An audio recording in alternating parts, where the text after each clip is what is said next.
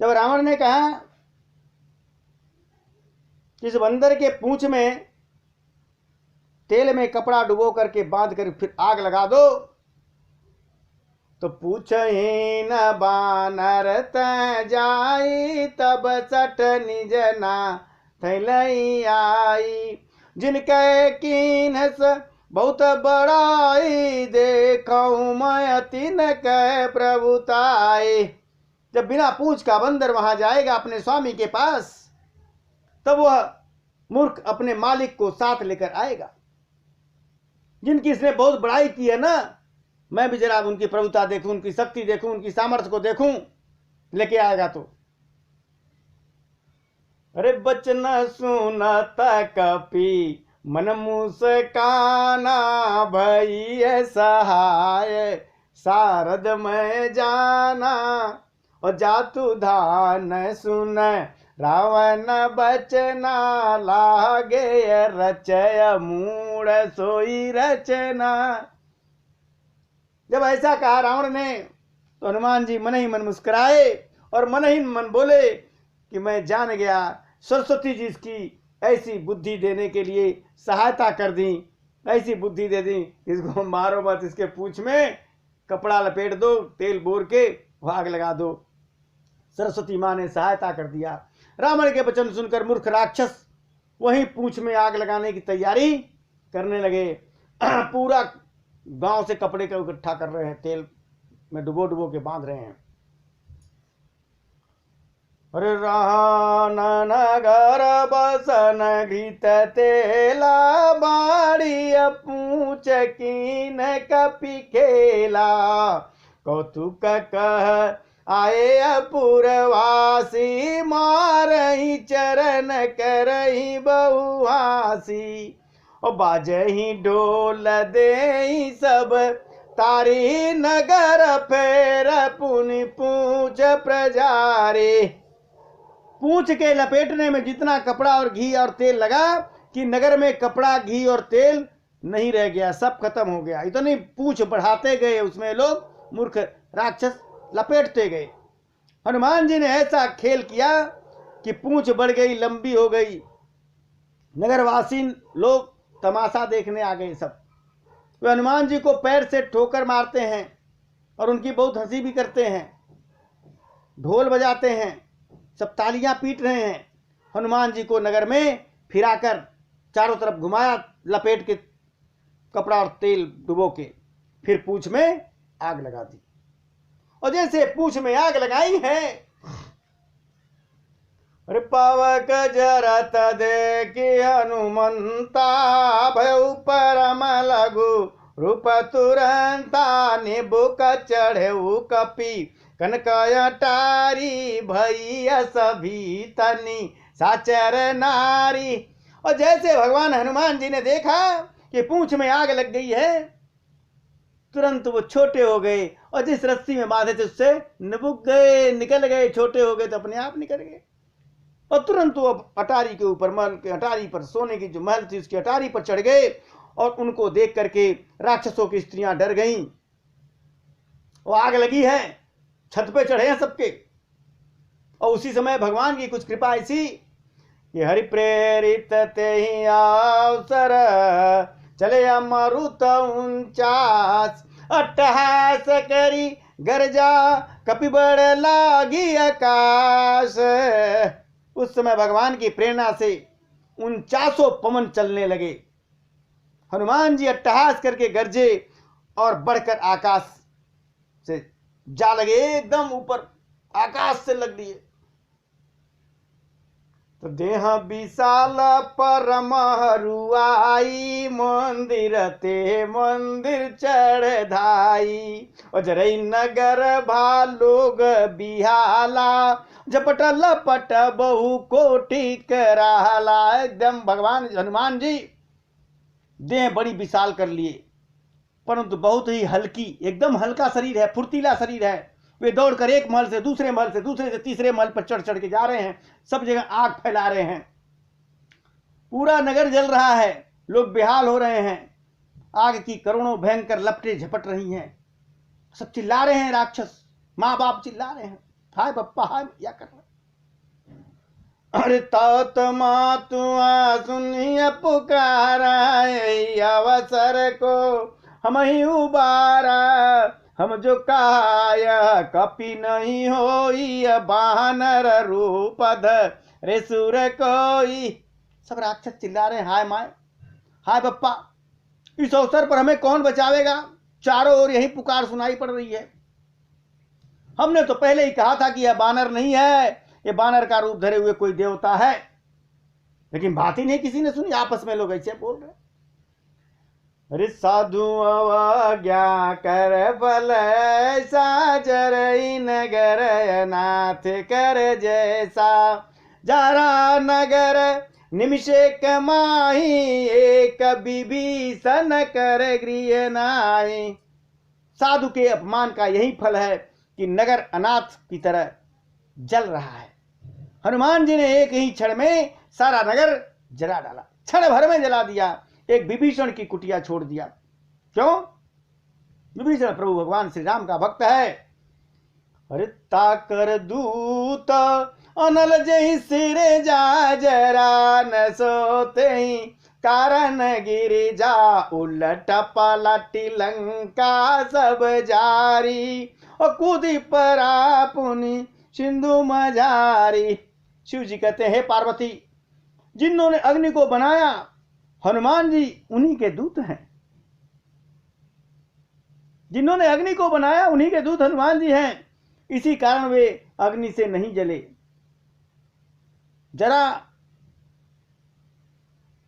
हनुमान जी ने उलट पलट कर एक ओर से दूसरी ओर तक सारी लंका जला दी, फिर वे समुद्र में कूद पड़े। अरे पूछ बुझाई खोई श्रम, धरि लघु रूप बोरी, जनक सुता के आगे ठाड़े भयउ कर जोर। पूछ को बुझाया, थकावट को दूर किया, फिर छोटा सा रूप धारण करके हनुमान जी श्री जानकी माता के सामने आकर हाथ जोड़कर खड़े हो गए और कहते हैं, मां तुमोहि दीजे कछु चीना, जैसे रघुनायक मोहि दीना, चूड़ामणि उतारी तब दयऊ, हरस समेत पवन सुत लयऊ। हनुमान जी ने कहा, हे मां, मुझे कोई पहचान तो दे दीजिए कि मैं आपसे मिलके जा रहा हूं। जैसे भगवान श्री राम जी ने अंगूठी दी थी वैसे आप भी कुछ दे दीजिए। तब सीता मां ने अपना चूड़ामणि उतार कर दिया। हनुमान जी ने बड़े हर्षपूर्वक उसको ले लिया और जानकी जी कहती हैं कि कहे तात अस मोर प्रणामा, मोर प्रणामा, सब प्रकार प्रभु पूरन कामा, दीन दयाल बिरद संभारी, अरुणाथ मम संकट भारी। मां जानकी कहती है, हे तात, मेरा प्रणाम निवेदन करना और इस प्रकार कहना कि हे प्रभु, यद्यपि आप सब प्रकार से पूर्ण काम हैं, आपको किसी प्रकार की कामना नहीं है, तथापि दुखियों पर दया करना आपका विरध है और मैं दीन हूं। अतः उस विरध को याद करके हे नाथ, मेरे भारी संकट को दूर करिएगा।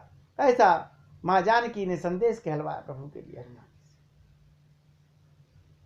अरे तात सक्र सुत कथा सुनायो, अपान प्रताप प्रभु समझायो, कि मास दिवस माहु नाथन आवा, तो पुनि मोहि जियत नहीं पावा, कपि के विधि राखौ प्राणा, और तुम तात कहत अब जाना, तो ही देखी सी तल भई छाती, अपनी मोह कहू सोई दिन सो राती। मां जानकी कहती, हे तात, इंद्रपुत्र जयंत की कथा जो घटना हुई थी मेरे साथ, उसे सुनाना प्रभु को, उनके बाण के प्रताप का स्मरण कराना कि उनके एक सीख के बाण ने क्या कर दिया, जरा प्रभु को याद दिलाना। यदि महीने भर में नाथ नहीं आए तो फिर मुझे जीता नहीं पाए। हे हनुमान, कहो मैं किस प्रकार प्राण रखूं। हे तात, तुम भी अब जाने की कह रहे हो। तुमको देखकर थोड़ी छाती ठंडी हुई थी, फिर मुझे वही दिन वही रात हो गया। अरे जनक सुत ही समुझाई कर बहुविधि धीरज दीन, और चरण कमल सिर नाई कपे गवन राम पैकीन। हनुमान जी ने जानकी जी को समझाकर बहुत प्रकार से धैर्य धारण करा करके और उनके चरण कमलों में सिर नवा करके श्री राम जी के पास चल दिए। और जब चले, चलत महाधुन गर्जे से भारी, गर्भ श्रवहि सुन निश्चर नारी। और नाग सिंधु यही पारही आवा, शब्द किल किला कपिन सुनावा। हर से सब भी लोकी हनुमान, नूतन जन्म कपिन तब जाना। मुख प्रसन्न तन तेज बिराजा, कीन रामचंद्र कर काजा। और मिलिय सकल यति भय सुखारी, तलपत मीन पावे जिम्मेवारी। चरे हर्षि रघु नायक पासा, पूछत कतन वले इतिहासा। चलते समय हनुमान जी ने ऐसी तेज महाध्वनि की गर्जना की, जिसको सुनकर राक्षसों की स्त्रियों के गर्भ भी गिर गए। समुद्र लांघ कर वे इस पार आए और उन्होंने बानरों को किलकिला करके शब्द, हर्ष की जो ध्वनि होती है बंदरों की, ऐसा किलकिला करके शब्द सुनाया। हनुमान जी को देखकर सारे बंदर हर्षित हो गए। तब बंदरों ने अपना नया जन्म समझा कि अब मां का, सीता का पता करके आ गए, अब तो हमारा जीवन बच गया। हनुमान जी का मुख प्रसन्न है और शरीर में तेज विराजमान है, जिससे उन्होंने समझ लिया कि श्री रामचंद्र जी का कार्य करके हनुमान जी आ रहे हैं। तब सारे हनुमान जी से मिले और बहुत ही खुश हुए। जैसी तड़पती हुई मछली को जल मिल जाए, वैसे सारे बंदरों को लगा। सब हर्षित होकर नए नए वृत्तांत पूछते कहते हुए भगवान श्री रघुनाथ जी के पास चले। और तब मधुबन भीतर सब आए, अंगद सम्मत मधु फल खाए। रखवारे जब बरजन लागे, मुष्टि प्रहार नत सब भागे। तब सारे बंदर मधुबन के भीतर आए और अंगद ने आदेश दिया, सबने मधुर फल खाना शुरू कर दिया। सुग्रीव ने कह रखा था कि जब तक सीता का पता नहीं लगे कोई इसका फल नहीं खाएगा। अब जब सब खाने लगे तो जो रखवाली करने वाले थे वो मना कर रहे थे। तब बंदरों ने घूंसे मारा, सब रखवाले भाग पड़े और जाके सुग्रीव से कहते हैं, जाई पुकारे ते सब बन उजार जुअराज, सुन सुग्रीव हरस कपि करि आए प्रभु काज। उन सब ने जाकर पुकारा कि युवराज अंगद आ गए हैं और वन को उजाड़ रहे हैं। यह सुनकर सुग्रीव बड़े प्रसन्न हुए और बानर प्रभु का कार्य करके आ गए, ऐसा उन्होंने सोचा कि मंगल भवन मंगल हारी, द्रवंशो दशरथ अजीर बिहारी। सोच रहे हैं कि जो न होत सीता सुधि पाई, मधुबन के फल सकहीं की खाई। तो यही विधि मन विचारी, कर राजा आई गए कपि सहित समाजा। यदि सीता जी की खबर नहीं पाई होती तो क्या मधुबन के फल खा सकते, क्योंकि मना किया है। इस प्रकार राजा सुग्रीव मन में विचार कर रहे हैं कि समाज सहित तब तक सारे बंदर आ ही गए।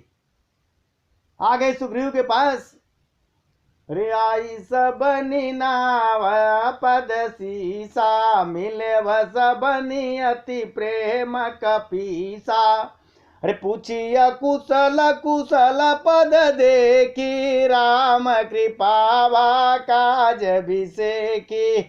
सबने आकर सुग्रीव के चरणों में सिर नवाया।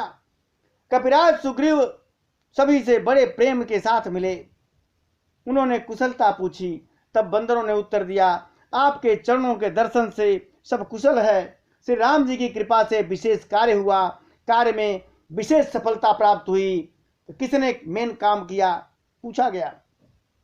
कहते हैं सारे बंदर, नाथ काज कीने अनुमाना और आखे सकल कपिन के प्राणा। सुन सुगरीव बहुरते ही मिलऊ और कपिन सहित रघुपति पै चलऊ। हे नाथ, हनुमान ने ही सब कार्य किया और सब बंदरों के प्राण को बचा लिया हनुमान ने। यह सुनकर सुग्रीव जी हनुमान जी से फिर दोबारा मिलते हैं और सब बंदर सहित सारे लोग श्री रघुनाथ जी के पास चल दिए। और राम कपिन जब आवत देखा किए काज मन हर सभी से का। फटिक शिला बैठे दो भाई पर सकल कपि चरण जाए। श्री राम जी ने जब बंदरों को कार्य किए हुए आते हुए देखा तब उनके मन में विशेष हर्ष हुआ। दोनों भाई फटक शिला पर बैठे हुए हैं। सब बानर जाकर उनके चरणों में गिर पड़ते हैं प्रभु के। अरे प्रीति सहित सब भेटे रघुपति करुणा पुंज। पूछिय कुशल नाथ अब कुशल देखी पद कंज। दया की राशि श्री रघुनाथ जी सबसे बड़े प्रेम से गले मिलकर कुशलता पूछते हैं। बानरों ने कहा, हे नाथ, आपके चरण कमलों के दर्शन पाने से अब कुशल है, सब कार्य संपन्न हुआ। प्रभु श्यापति रामचंद्र महाराज की जय।